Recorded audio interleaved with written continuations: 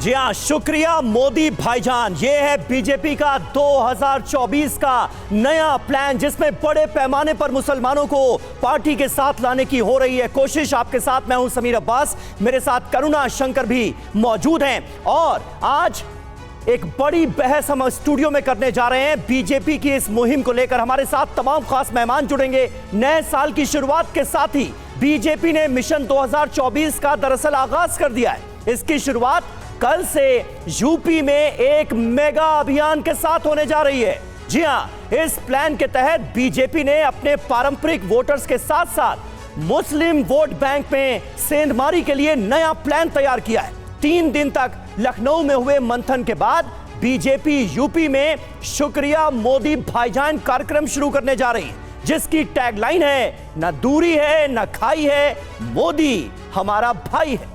बिल्कुल। और देखिए, पार्टी का अल्पसंख्यक मोर्चा सभी 80 जो लोकसभा सीटें हैं यूपी की, उस पर यह कार्यक्रम करेगा। इस कार्यक्रम से बीजेपी को आखिर कितना फायदा होगा, विपक्षी दलों के पास इसकी क्या काट होने वाली है, इन तमाम मुद्दों पर आज हम बात करेंगे। हमारे साथ तमाम जो खास मेहमान हैं वो जुड़े हुए हैं। ग्राउंड जीरो का भी रुख करेंगे, जहां पर हमारे साथ हमारे रिपोर्टर भी जुड़े हुए हैं। जी हाँ, इन सब से करेंगे बात। सबसे पहले आपको बताते हैं कि बीजेपी का ये मेगा प्लान आखिर है क्या। यूपी से बीजेपी का बड़ा चुनावी प्लान, इसकी एक्सक्लूसिव डिटेल्स आपके सामने। 2 जनवरी से शुक्रिया मोदी भाईजान कार्यक्रम शुरू होने जा रहा है। कल से स्टार्टिंग है। अल्पसंख्यक स्नेह संवाद के आयोजन की बीजेपी बड़े पैमाने पर तैयारी कर रही है। मोदी सरकार की योजनाओं की इसके तहत जानकारी दी जाएगी। मुस्लिम महिलाओं के लिए तय योजनाओं को बताया जाएगा, वोटर्स तक पहुंचाया जाएगा। करुणा। बिल्कुल समीर। और देखिए, और क्या खास होने वाला है इसमें। मुस्लिम महिलाओं के बीच पीएम मोदी की छवि भाई के तौर पर बनाने की कोशिश है। और इसके साथ ही इंफॉर्मेशन ये भी कि नमो मित्र, नमो ऐप वॉलेंटियर की हर जिले में बैठक होगी, मुलाकातें वहां पर की जाएंगी। 4000 विस्तारक और बूथ एजेंट की बैठक होगी। इस कार्यक्रम के तहत एक एक मुस्लिम परिवार तक पहुंचने की कोशिशें की जाएंगी। जी हाँ, ये बड़ा प्लान है। आपको सुनाते हैं यूपी बीजेपी अल्पसंख्यक मोर्चा के अध्यक्ष कुंवर बासित अली का क्या कहना है इस पूरी योजना को लेकर। शुक्रिया मोदी भाईजान एक ऐसा कार्यक्रम है जिसके अंदर मुस्लिम माएँ बहनें जिनके जीवन के स्तर को सुधारने के लिए मोदी जी ने तमाम योजनाएं लाई, चाहे वो उज्ज्वला योजना हो या लोन की बात रही हो या जनधन खातों की बात रही हो, शौचालय की बात रही हो, आवास की बात हो, या तमाम ऐसी स्कीम्स जो भी बनाई गई, उनमें महिलाएं माएँ बहनें खास तौर से उनमें आगे रहीं और उनको आगे किया गया। तो इसलिए शुक्रिया मोदी भाईजान। न दूरी है न खाई है, मोदी हमारा भाई है, जिससे अपनत्व की भावना, भाई की भावना एक पैदा होगी। तो कल यानी कि 2 तारीख से शुक्रिया मोदी भाईजान कार्यक्रम की शुरुआत होने जा रही है। और यहां पर आप देखिए, मुस्लिमों के लिए क्या जो खास योजनाएं हैं वो चलाई गई है मोदी सरकार की तरफ से, इस पर हम एक बार नजर डाल लेते हैं। हज कोटा क्या किया गया, हज कोटा दोगुना किया गया, जिसका पूरा फायदा मुसलमानों को मिलता हुआ नजर आ रहा है। यात्रा पर जो जीएसटी है उसे 5% किया गया।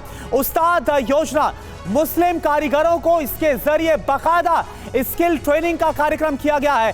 सीखो और कमाओ योजना, जिसके तहत जो रोजगार है वो मुस्लिम युवाओं को दिया जा रहा है, इसके लिए प्रशिक्षण उन्हें दिया जा रहा है। ईदी योजना, 5 करोड़ छात्र छात्राओं को प्रधानमंत्री छात्रवृत्ति बाकायदा बांटी जा रही इसके तहत। और वक्फ बोर्ड और वक्फ संपत्ति रिकॉर्ड्स का डिजिटलीकरण भी किया गया है, जिसका लगातार जो फायदा है वो मुसलमानों को हो रहा है।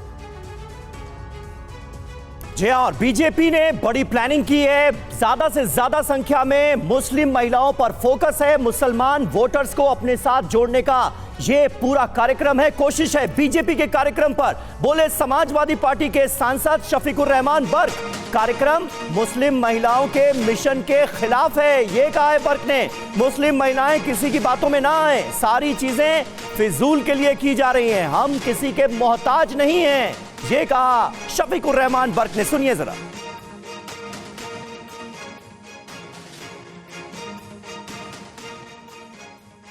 जो मिशन ये चलाया जा रहा मोदी जी के नाम से, ठीक है, उन्हें इख्तियार है, वो अपनी मर्जी से जो चाहे सो करें, वो उनकी पार्टी है।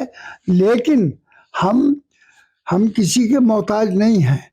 हम अपनी लेडीज को बहरहाल हम तो यही समझाएंगे, उनसे यही कहेंगे कि भाई जो कुछ भी काम करना है मिल्लत के लिए करो, कौम की भलाई के लिए करो, और मुल्क की भलाई के लिए करो, जो कुछ भी काम तुम्हें करना है। लेकिन किसी के कहने से गलत रास्ते पर मत जाना और गलत वोट का इस्तेमाल मत करना। वोट दुनिया में के कामों में सबसे कीमती चीज है।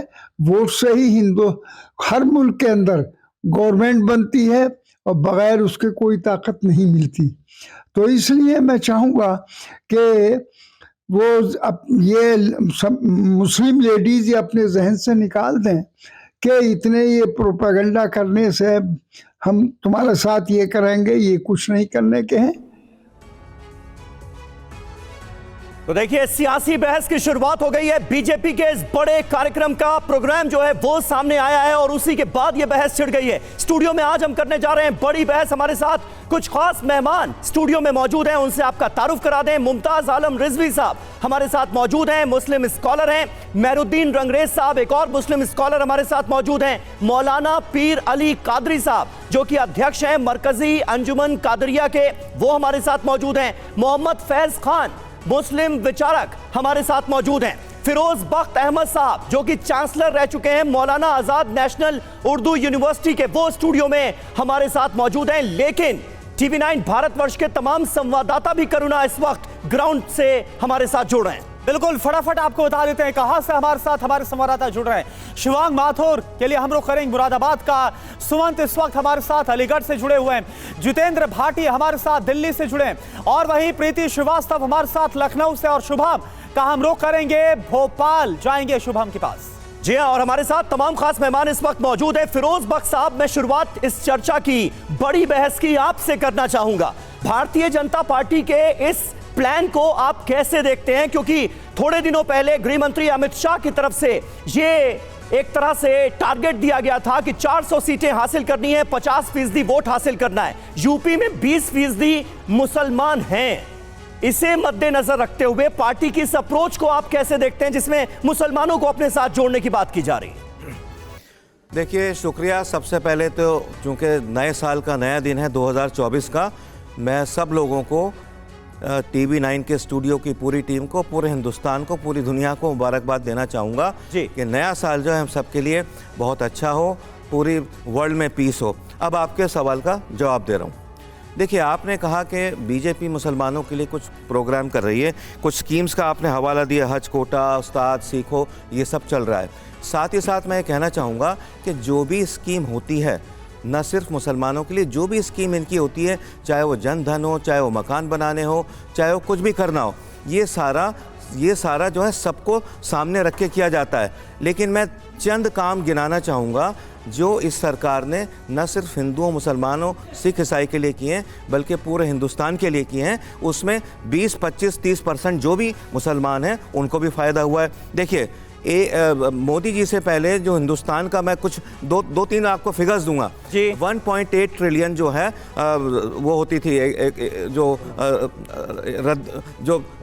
इकोनॉमी थी, 1.8 ट्रिलियन से अब 3.9 हो गई। उसके अलावा पहले हमारे पास, मोदी जी से पहले 74 एयरपोर्ट थे, अब 158 एयरपोर्ट हैं। इनसे पहले मेडिकल सीट्स 51,000 थी, आज की डेट में डबल से भी ज़्यादा 1,20,000 हो गई।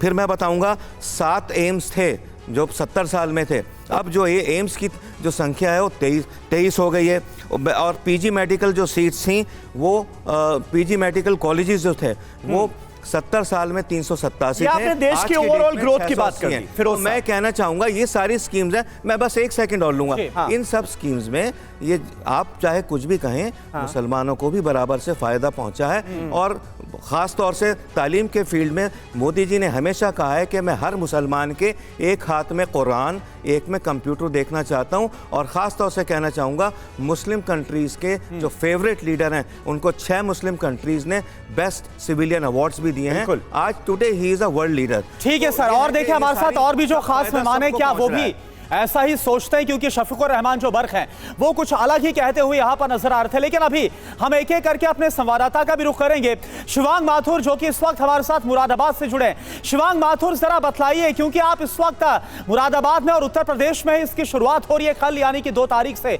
और 80 जो लोकसभा सीटें उन सब पर नजर है। मुसलमानों के मन में क्या है, वो क्या सोचते हैं इसको लेकर? बिल्कुल करना, देखिए मैं इस वक्त मुरादाबाद में मौजूद हूं और मेरे पीछे आप देख रहे हैं ये बहुत सारी जो मुस्लिम महिलाएं सुबह सुबह यहां हमारे साथ जुड़ी हैं। हम सीधे इनसे बात करते हैं कि आखिर इनके मन में क्या है। आपका नाम क्या है? खड़े हो जाएं। आपका नाम क्या है? बेबी तरन्नुम नाम है मेरा, मैं कुंदरकी से हूँ, जिला मुरादाबाद से हूँ। अच्छा, मुझे ये बताइए कि हम प्रधानमंत्री जो हैं, इतना लंबा कार्यकाल हो गया, अब हम इस साल फिर चुनाव में भी जा रहे हैं और उसी को लेते हुए बीजेपी एक प्रोग्राम भी चलाने वाली है, शुक्रिया मोदी भाईजान करके। मुझे बताइए कि आप लोगों को इन बीते वर्षों में कुछ मिला है? आप क्या उनके कार्यकाल से संतुष्ट हैं? हम उनके कार्यकाल से संतुष्ट हैं और हमें बहुत कुछ मिला। समझ लीजिए कि मेरा ऑपरेशन होने को था, पथरी थी मेरे, लेकिन मैं दर्द लगातार सह रही थी और पैसे का अरेंजमेंट नहीं हो पा रहा था। मैं इतनी परेशान थी कि पैसे का अरेंजमेंट कहाँ से करूँ, और मुझे पता चला कि आयुष्मान कार्ड बन रहे हैं। मैंने मोदी भाईजान का आयुष्मान कार्ड बनवाया और उससे मुझे पता चला 5 लाख रुपए का इससे इलाज भी मुफ्त होता है। तो मैंने आनंद हॉस्पिटल में मुरादाबाद के वहाँ पर अपना ऑपरेशन कराया और आज मैं संतुष्ट हूँ उनसे। और वो मेरे भाई से बढ़ के भाई जिन्होंने मेरा साथ दिया, मैं उनका धन्यवाद करना चाहती हूँ। आप बताइए, आपका क्या नाम है? मेरा नाम गुलनाज है। हाँ, और मैं कुंदरकी से। सरकार के इस तरीके के दावे हैं और सरकार आप लोगों तक ये बात पहुंचा भी रही है कि उन लोगों ने बहुत काम किया है, मकान दिया है, कॉलोनीज काटी हैं, आयुष्मान दी हैं, आयुष्मान कार्ड जो 5 लाख का इलाज फ्री है, और गैस सिलेंडर जो हैं, चूल्हे जो हैं, तो वो अपने फ्री दिए हैं सरकार ने। सरकार की बहुत योजनाएं आती हैं और सारी गरीबों को मिलती हैं, और मोदी जी भैया का धन्यवाद। तो क्या आप लोगों तक तमाम लोगों तक ये सारी योजनाएं पहुंची हैं केंद्र सरकार की? जी पहुंची हैं। हाँ, पहुंची हैं, और सबसे बढ़िया उन्होंने मोदी भाईजान ने ये काम करा है कि गुंडा राज यहाँ से ख़त्म कर दिया। उनका बहुत बहुत धन्यवाद। गुंडा राज खत्म हुआ, आप ये कह रहे हैं? जी हाँ। अच्छा, आप कुछ कहना चाहते हैं? हाँ, आपका क्या नाम है? महक। मुझे बताइए, ये कह रहे हैं कि जो गुंडा राज है वो खत्म हुआ है, लड़कियां स्कूल जाती हैं, कॉलेज जाती हैं, जो छेड़खानियां हुआ वो सब नहीं होता है अब? जी हाँ, अब नहीं होता। अब नहीं होता है जी। तो मुझे ये बताइए कि सरकारी योजनाओं का लाभ मिला है। मुरादाबाद की मुस्लिम महिलाएं ये कहती हुई नजर आ रही हैं। मुमताज आलम साहब, ऐसे में एक तरफ सरकारी योजनाओं का लाभ और दूसरी तरफ बीजेपी की ये मुहिम, न दूरी है न खाई है, मोदी हमारा भाई है। सबसे पहले तो ये बताइए, इस टैगलाइन को जो बीजेपी ने दी है इसे कैसे देखते हैं आप?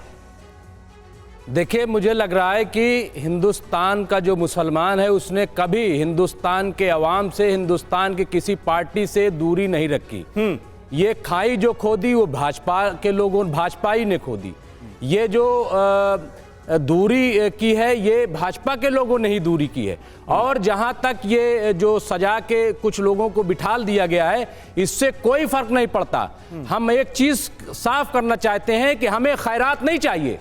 ये जो खैरात देने की बात हो रही ना, ये जो गिनाया जा रहा है, हमें हिस्सेदारी चाहिए।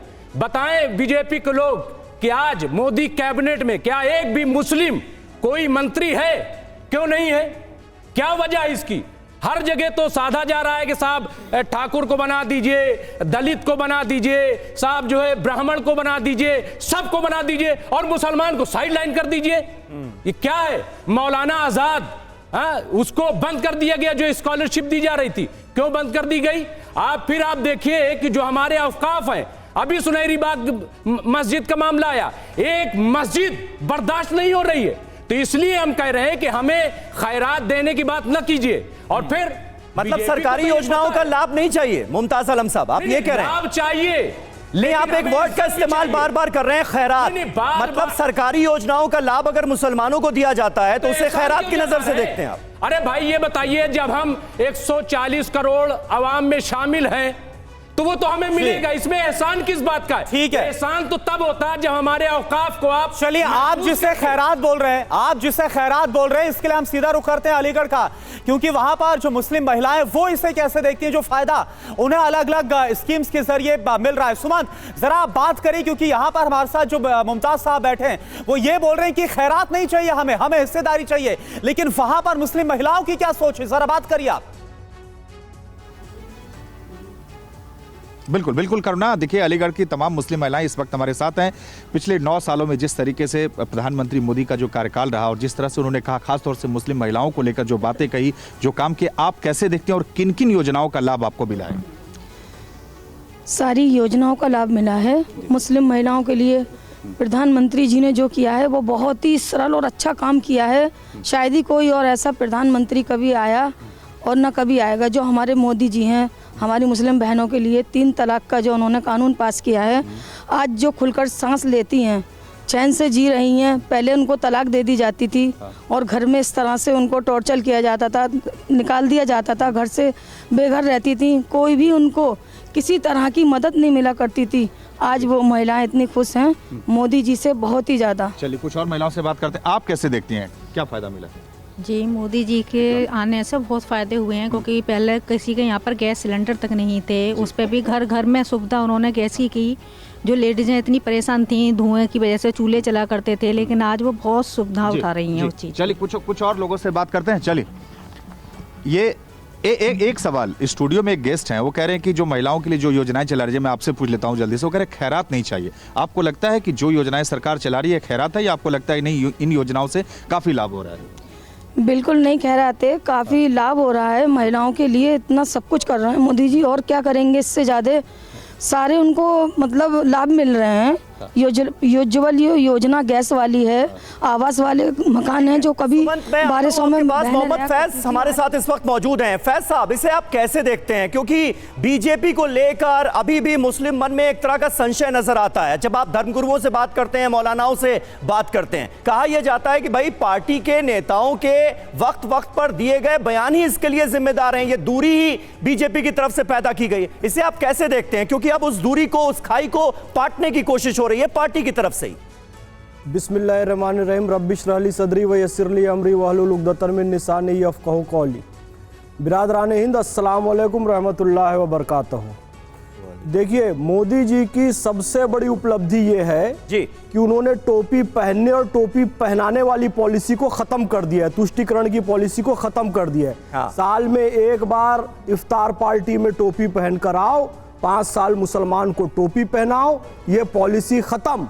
सियासत में ज़रूरी है रवादारी समझता है, वो रोज़ा तो नहीं रखता पर अफ्तारी समझता है।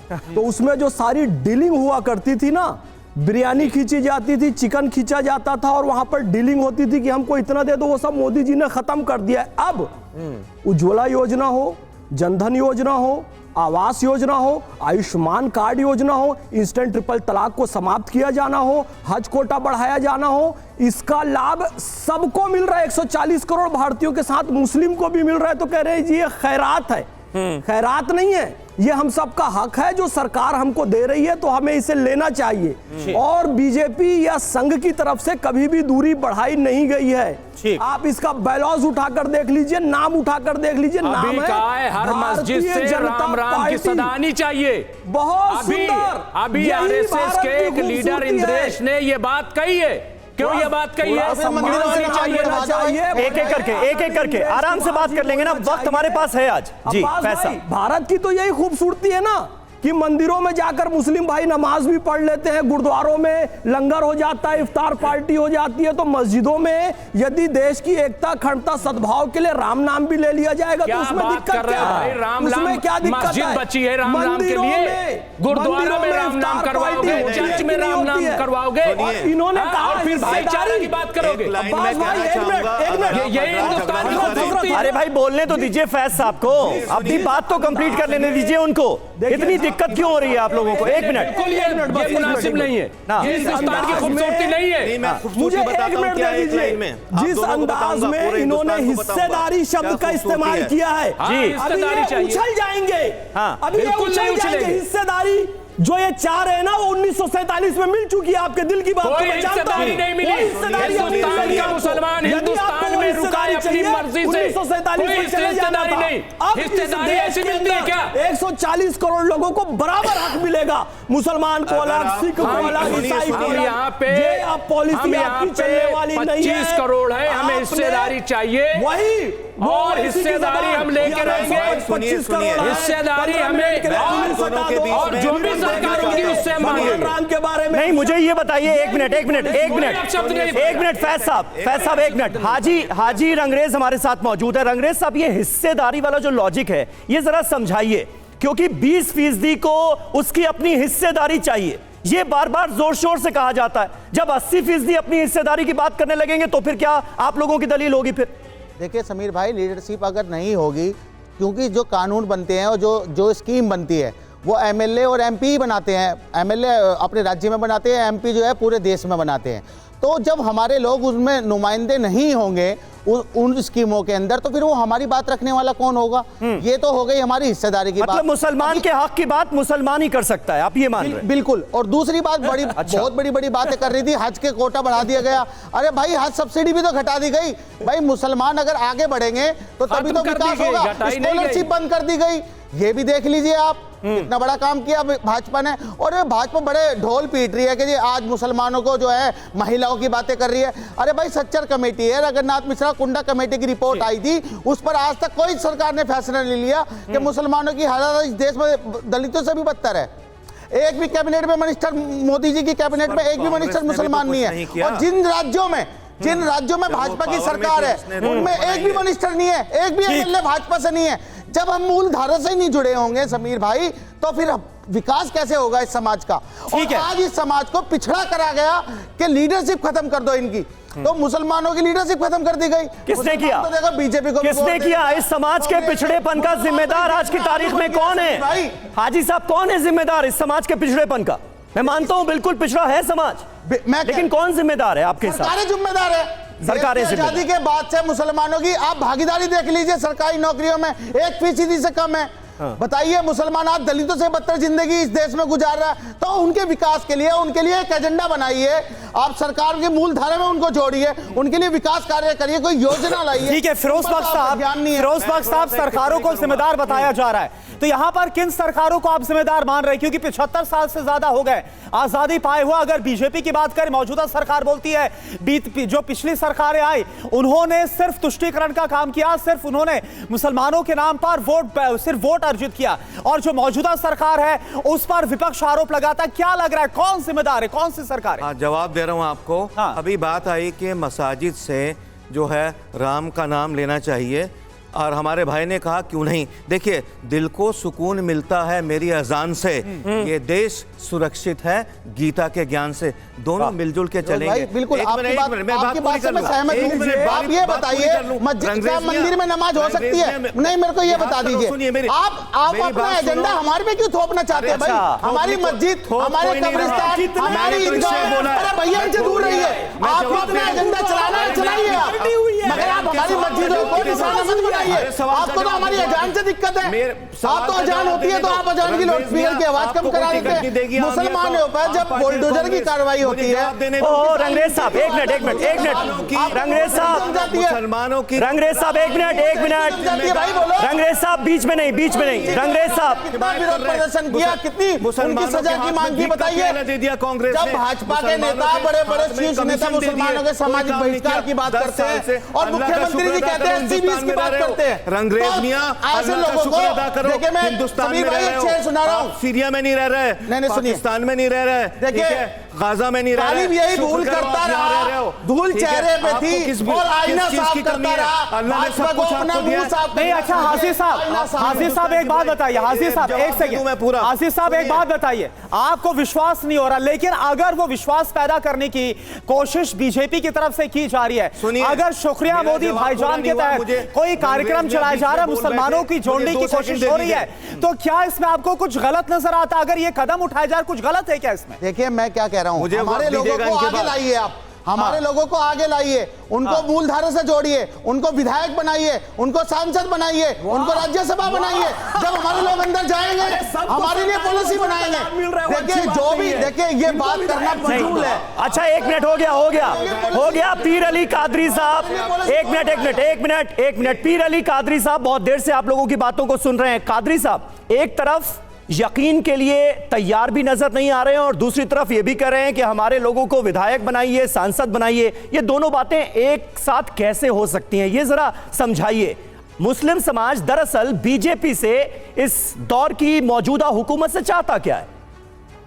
देखिए साहब, अभी आपके ग्राउंड जीरो से आप रिपोर्ट बता रहे थे और बीजेपी की कार्यकर्ता जितनी भी थी वो मोदी जी के गुणगान गा। ये आपके मन की बात हो सकती है। हमने आम लोगों से बात की है, आम महिलाओं से बात की है जिनको योजना का फायदा मिला है। जी मैं थोड़ा कंप्लीट कर लूँ ना, काफ़ी देर से सुना है तो बोलिए बोलने का। आप तो सर जो कुछ भी मेरी अपने नज़रिए के हिसाब से इतनी सुबह और ये मौसम में उठकर जो है किसी पार्टी की मोहब्बत में ही आके बैठ सकते हैं। आम तो आदमी मैंने समझता कि वो होंगे, क्योंकि ट्रिपल तलाक के वक्त भी हम ऐसे बहुत सारे तमाशे देख चुके हैं कि महिलाओं को लाकर खड़ा करके शरीयत के ख़िलाफ़ में बोला गया था। तो हम इनको ऐसे तरीके से नहीं मानते। देखिए सर, जहाँ तक कि और एक बात आपने स्टार्टिंग में कही थी कि मुसलमान वोट में सेंध लगाने के लिए मोदी जी ये काम कर रहे हैं, मुसलमानों को करीब लाना चाहते हैं, माने ये है। लेकिन मुसलमानों के वोट में सेंध लगाने के लिए उनके एक एजेंट है जो हिंदुस्तान भर में काम कर रहे हैं। ये भी कोई अजब बात नहीं है, जो सेक्युलर वोटों को बर्बाद करते फिर रहे हैं सारे हिंदुस्तान में। तो मैंने समझता कि अब मोदी जी को ये काम करना चाहिए। रहा सवाल कि हमारे अपने विकास के लिए, हमारे अपनी ज़रूरतों के लिए सारी चीज़ें करनी चाहिए। अगर कुछ किए हैं तो हम उसके लिए मोदी जी का शुक्रिया अदा करते हैं, अगर नहीं किए हैं तो आप उसको पूरा कीजिए। सर जहाँ तक के गरीब आदमी की बात है कि जो हमारे लिए एक बहुत ही पवित्र सफ़र होता है जिसको हज कहा जाता है, जी आपने उसको उसकी सब्सिडी को ख़त्म कर दिया और आप लोगों को कहीं ना कहीं मुसलमानों की कोई ना कोई चीज़ हर वक्त खटकते रहती है। आज आप देख लीजिए कि दिल्ली की सरजमीन पर सुनहरी मस्जिद खटक रही है, उधर ज्ञानव्यापी का मसला चल रहा है, उधर नहीं, आपने हज की सब्सिडी का जिक्र किया। लगातार कितनी डिबेट्स तमाम चैनल्स पर इस बात को लेकर हुई जिसमें मुस्लिम मौलानाओं ने, धर्म गुरुओं ने कहा कि हमें सब्सिडी नहीं चाहिए। अब हज का कोटा जो है वो डबल कर दिया गया है। अब आप फिर एतराज जता रहे हैं कि जी साहब सब्सिडी खत्म कर दी। मैं पहले बोलूं समीर साहब, नहीं एक मिनट, ये हज के लिए सब्सिडी मिलनी चाहिए क्या हजरत? ये बताओ, हज अपने समीर साहब बोलिए। मैं आपको कहता हूं यहाँ जितने बैठे हैं माशाल्लाह बहुत ही अच्छे माशी हालात से मजबूत लोग बैठे हैं तो ये बात कर सकते हैं। लेकिन एक रिक्शा चालक, एक ऑटो चालक, एक लेबर का काम करने वाला जिसकी अपनी जिंदगी की तमन्ना होती है कि वो हज करे, और ये जो गवर्नमेंट की सब्सिडी थी उसको कितनी सपोर्ट करती थी, आपको हमको उस बात का अंदाजा नहीं है। मैं आपके चैनल के माध्यम से नरेंद्र मोदी जी से कहना चाहूंगा, कम से कम वो वर्ग के लिए जो बिल्कुल ही पिछड़ा है मुसलमानों में, उनको आप हज सब्सिडी दे। और एक सर, और एक बात, चलिए ठीक है सर, खून पसीने, ठीक है कादरी साहब अब चलते हैं उन्हीं मुस्लिम महिलाओं के बीच में। हालांकि अभी आपने अपने जवाब की शुरुआत में, एक सेकंड, आपने जवाब की शुरुआत में जो मुस्लिम महिलाएं हैं उनके विचारों पर ही सवाल खड़े कर दिए। आप उससे एकदम अपना अलग मत रखते नजर आए। लेकिन प्रीति श्रीवास्तव जरा बतलाइए, लखनऊ में जो मुस्लिम महिलाएं वो क्या सोच रही है, क्योंकि उनकी सोच पर, उनके विचारों पर यहाँ पर जो हमारे मेहमान बैठे हैं कादरी साहब वो सवाल उठा रहे हैं। नहीं सर, ऐसे शब्दों का आगाज हो चुका है और कल से जो ये मुहिम है ये शुरू की जाएगी। और यहाँ पर जो ये मुस्लिम महिलाएं हैं ये अपने घर से निकल कर आई हैं और इन्हीं से पूछ लेते हैं कि इनकी क्या राय है। ये बताइए, कल से जो मुहिम शुरू की जा रही है कि मोदी हमारा भाई है, आप उससे सहमत हैं? आपका क्या कहना है? क्योंकि स्टूडियो में बैठे कुछ लोग कह रहे हैं कि आप लोगों को कोई भी योजनाओं का लाभ नहीं मिला है। ये बात तो सही है मैम, कई हद तक कि मतलब कुछ मतलब हमें योजनाओं का लाभ मिला है। जैसे कि 3 तलाक पे जो मोदी जी ने बनाया है कानून, उसका हम महिलाओं को काफ़ी हद तक लाभ प्रभाव। आप क्या कहेंगे, आपका क्या कहना है? जी हम तो हर तरह से खुश हैं मोदी जी से और बहुत बहुत शुक्रिया, उनका लाभ हर तरह का मिला है, बस लाभ लेना हमें आना चाहिए। अच्छा, आप क्या कहेंगे कि आपकी क्या राय है? मोदी भाईजान जो मुहिम चल रही है, मोदी जी की जो है योजनाएं ज़मीनी स्तर पर तो काम कर रही हैं मगर ये है कि इनकी योजनाओं से हमें लाभ बहुत मिला है। गुंडा राज में काफ़ी हद तक सुधार हुआ है। भू माफियाओं से हम लोगों को सुरक्षित हुए हैं। आप क्या कहेंगे, आपकी क्या राय है? हाँ, मोदी भाईजान काम तो अच्छा कर रहे हैं, पर अब ये है कि बीच में हम लोगों तक पहुँचते पहुँचते वो योजनाएं कहाँ लुप्त हो जाती हैं वो पता ही नहीं चल पाता है। और भी महिलाएं यहाँ पे, मैम आप क्या कहेंगी, आपकी क्या राय है? अच्छे काम कर रहे हैं मोदी भाई। आप क्या कहेंगी? हम ये कहना चाहते हैं कि नए साल में हमको अपना भाई मुबारक हो। अच्छा, है ना? आपको ये नया भाई मुबारक। नया भाई हमारा हमको मुबारक हो। और फिर इनसे हमको फ़ायदा हुआ है क्योंकि हमको 2.5 लाख का स्कीम में हमको मकान के लिए पैसा दिया गया और फिर मतलब हमें इतने दिन राशन का भी फ्री था। उनसे हमें फ़ायदा हुआ, कोई नुकसान नहीं। मगर महज एक ये कि हम लोग के बच्चों को बड़ी मुसीबत से हम लोगों ने पढ़ाया लिखाया है। उनसे एक यही दरख्वास्त समझो या खुशामद समझो, हम लोगों के बच्चों को एक नौकरी की सुविधा में, मतलब जो बेरोजगार हैं उनको नौकरी, रोजगार और बढ़ाया जाए। आप क्या कहेंगे? ठीक है प्रीति, मैं आता हूं आपके पास। दिल्ली से हमारे सहयोगी जितेंद्र भाटी भी मौजूद हैं। जितेंद्र, स्टूडियो में चर्चा लगातार जारी है, पक्ष विपक्ष दोनों हमारे साथ मौजूद हैं। आम जो मुस्लिम महिलाएं हैं वो किस तरह से पार्टी से जुड़ती नजर आ रही हैं, इस मुहिम से जुड़ती नजर आ रही हैं? कुछ असर हो भी रहा है या नहीं? बिल्कुल समीर, सबसे पहले एक सज्जन जो है हमारी ग्राउंड रिपोर्ट पर उन्होंने सवाल उठाए थे तो उनकी गलतफहमी दूर कर दूं, इसलिए मैंने सड़क को चुना, किसी गली मोहल्ले कस्बे में नहीं गया। और ये महिलाएं वो हैं जो रैंडमली मुझे मिली हैं पाक से आती हुई। सबसे पहले छात्रा की बात कराता हूँ जो कि किसी पॉलिटिकल पार्टी से जुड़ी ही नहीं है। आप बताइए, आपका नाम क्या है? तूबा ज़हरा रिजवी। आप 12वीं की छात्रा हैं जी। कुछ बदलाव हुआ है इस मोदी रिजीम में आपके जीवन में? जी, जैसे महिलाओं के लिए बहुत कुछ किया। फॉर एग्जांपल 18 से 21 साल कर दिया शादी की एज, और शिक्षा में बहुत योगदान दिया है। आप किसी पार्टी से तो नहीं जुड़ी हैं? नहीं। बिल्कुल, देखिए आपने सुना और भी महिलाएं। आप बताइए आपके जीवन में क्या बदलाव आए हैं? मेरा नाम नाज़िया मिर्ज़ा है। मैं ये कहना चाहती हूँ कि मुस्लिम समाज से मैं आई हूँ और एक मुस्लिम महिला होने के नाते मैं ये कह सकती हूँ कि हमारे प्रधानमंत्री जी ने हमारे लिए बहुत कुछ करा है। जैसे 3 तलाक का विषय था, जैसे बिना आदमी के हम हज पे नहीं जा सकते थे, महरम वाला जो एक विषय था उस पे काम करा है। और बहुत सारे काम ऐसे करे हैं जो हमारे लिए बहुत ज़रूरी थे, जिन्होंने मोदी जी ने हमें अपनी ठीक है जी, तो आपने महिलाओं से बात किया और इसके अलावा प्रीति श्रीवास्तव ने जो बात की, इस पर मैं सीधा कादरी साहब आपके पास ही आ रहा हूं। अभी भी आपको यकीन नहीं हो रहा क्या? क्योंकि आपने जो सवाल उठा दिया था कि आखिर ये महिलाएं कौन है, मुस्लिम महिलाएं, इनकी सोच, इनके विचार पर अभी आपने देखा जीत वो एक इलाके में गए, रैंडमली वहां पर महिलाओं से मुलाकात की और वो अपने विचार सामने रख रही। देखिए सर, मैं आपको थोड़ी देर पहले भी ये बात कह चुका हूं कि ट्रिपल तलाक के वक्त भी हमने ऐसे चैनल्स पर बहुत तमाशे देखे हैं और शायद आइंदा भी देखेंगे। नहीं कादरी साहब, ट्रिपल तलाक के वक्त हमने ये भी तमाशा देखा है कि मुस्लिम महिलाएं बैठकर कहती थी ही कि ये इस्लाम में नहीं लिखा है, ट्रिपल तलाक इस्लाम में जायज नहीं है, और तमाम धर्मगुरु और मौलाना बैठकर स्टूडियो के अंदर उसे जायज और वाजिब ठहराते थे। लेकिन आज आप उसके खिलाफ बोलते हैं ना। सुनिए, हमने ये तमाशा भी देखा है कुछ दिनों पहले। सुनिए समीर साहब, सुन लीजिए, आप मेरी बात को कंप्लीट करने दीजिए। आपने बहुत सारी स्कीम्स की बात की, बहुत सारी महिलाओं ने स्कीम्स की बात की, तो ये यूपी का आपने बताया, दिल्ली का बताया, मुरादाबाद शहर का भी बताया। तो मैं आपको ये कहते हुए मैं बिल्कुल ही गुरेज नहीं करूंगा कि तेलंगाना में हमारे रेवंत भाईजान हैं। जहां यूपी में मोदी भाईजान है तो तेलंगाना में रेवंत भाईजान है जो 500 में सिलेंडर दे रहे हैं, महिलाओं को बस फ्री कर रहे हैं और बहुत सारे लाभ है। तो ठीक है, बहुत अच्छी बात है, बहुत अच्छी बात है। तेलंगाना के जनादेश का भी स्वागत है, उसका भी उतना ही सम्मान है जितना देश के लोगों के मतों का सम्मान है जिन्होंने मोदी पर भरोसा किया। फिरोज साहब अभी थोड़ी देर पहले, एक मिनट, फिरोज साहब अभी थोड़ी देर पहले हज का जिक्र हुआ, कहा गया कि भाई गरीबों के लिए जो बहुत पिछड़े हैं उनको सब्सिडी दी जानी चाहिए। इस्लाम में क्या यह जायज है? अगर आपके पास हज पर जाने की हैसियत नहीं है, आप उतना खर्चा नहीं कर सकते, तो क्या हज वाजिब है? देखिए ऐसा है, अभी हमारे भाई ने भी बताया कि हज वाजिब नहीं है किसी भी सब्सिडी से।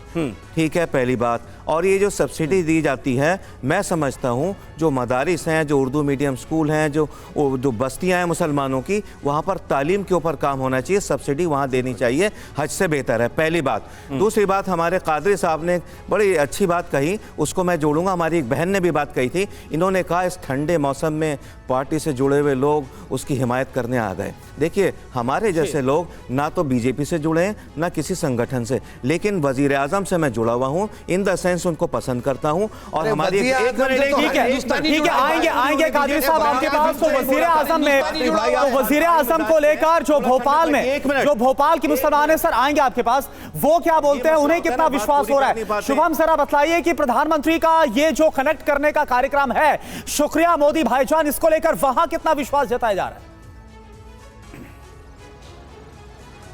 देखिए बिल्कुल समीर, स्टूडियो में जो बात हो रही है कि मोदी सरकार की जो योजनाएं हैं उनका लाभ आम लोगों को, खासतौर पर मुसलमानों को मिला है नहीं मिला है, तमाम महिलाएं के पुरुष, ये भोपाल का ऐशबाग इलाका, इनसे फटाफट पूछ लेते हैं। आप बताइए, स्टूडियो में तो लोग कह रहे हैं कि योजनाओं का लाभ नहीं मिल रहा, आप लोगों को लाभ मिल रहा है? मिल रहा है, गल्ला भी मिल रहा है, स्कॉलरशिप भी मिल रही है, पैसे भी मिल रहे हैं, लाडली बहना वाले सब। आयुष्मान योजना लाभ मिल रहा है? वो मिल रही है। अच्छा हाँ। आप बताइए क्या नाम है आपका? बहुत फराह हसन जी। बहुत सारी योजनाएं हैं, जैसे कि गल्ला मिल रहा है, बच्चों को स्कॉलरशिप्स मिल रही है, आयुष्मान से गरीब लोगों का इलाज हो रहा है, ग्राम सड़क योजना है, आवास योजना है, यानी जो पहले गांव के लोग कच्चे घरों में रहते थे आज देखिए बना लिए उन्होंने अपने घर।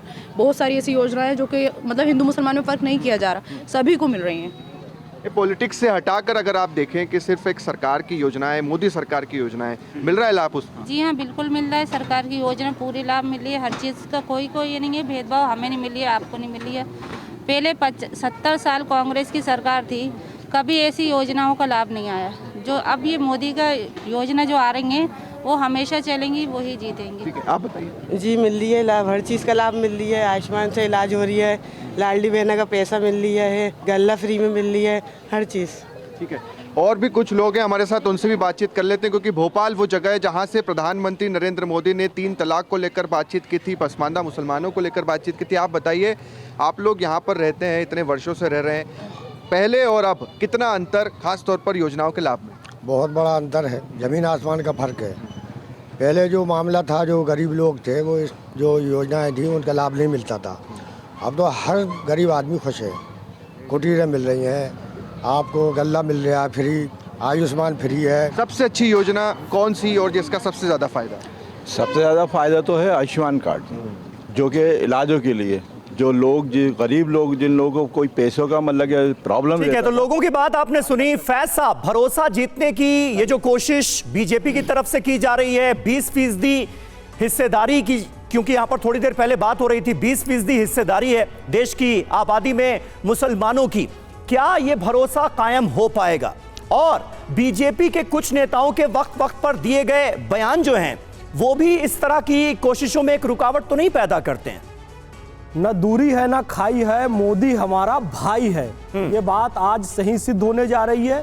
और जहां तक स्टेटमेंट्स की बात है कि कुछ नेताओं के स्टेटमेंट के कारण दूरी बढ़ी, जी सभी पार्टियों के कुछ ऐसे नेता होते हैं, और AIMIM के तो सबसे बड़े नेता ने खुद इस तरह का बयान दिया है, लेकिन उनके बड़े भाई ने यह नहीं कहा कि मैं इसको पार्टी से निकाल रहा हूं। लेकिन जिस भी नेता ने बीजेपी के उल जलूल बयान दिया, मोदी जी ने उसको पार्टी से निकाल दिया, उसे बंद कर दिया।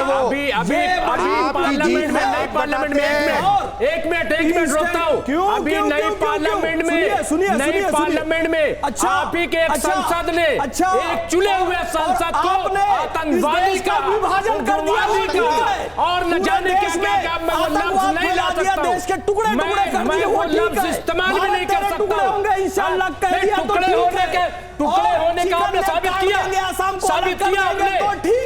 किया कि किसने ये बात कही, लेकिन पार्लियामेंट के अंदर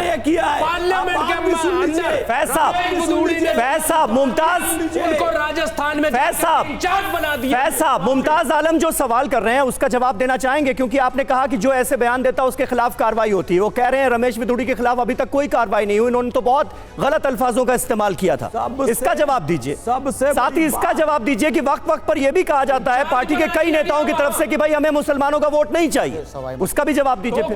सबसे बड़ी बात, पैगंबर हजरत मोहम्मद सल्लल्लाहु अलैहि वसल्लम का स्थान इस्लाम में अल्लाह के बाद सबसे ऊंचा है। नुपुर शर्मा को मोदी जी ने हटा दिया, ये बहुत बड़ी बात है। लेकिन अकबरुद्दीन ओवैसी को आज तक पार्टी से नहीं हटाया गया।